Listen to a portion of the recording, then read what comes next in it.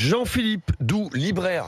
Oui. Alors, Est-ce que tu sens une différence quand l'allocation scolaire tombe? alors non, parce que moi, il n'y a pas de livre scolaire D'accord. à mon chapitre. En revanche, on a le pass culture. Le pass culture, on ne peut acheter que de la culture avec ce que l'État nous donne. Donc, et après, il y a une liste qui est exhaustive. Donc, c'est soit, ça peut être des mangas, etc. Mais en tout cas, c'est de la culture.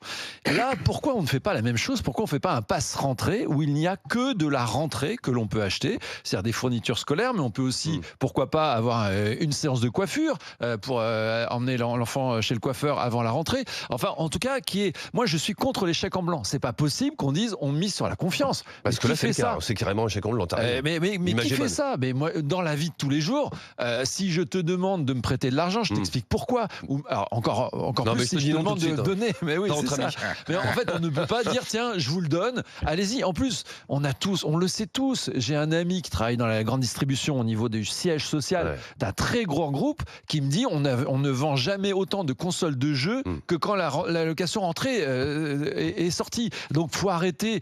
C'est complètement hypocrite en fait. Non, si on veut une allocation rentrée, eh bien qu'on limite à la rentrée. Il faut flécher ses dépenses. Il faut flécher. Pourquoi pas un pass rentrée comme le pass culture. Vous ne pouvez acheter que des fournitures scolaires ou une liste. En effet, pourquoi pas une tenue, enfin tout ce qui est vestimentaire pour les enfants, mais pour les enfants.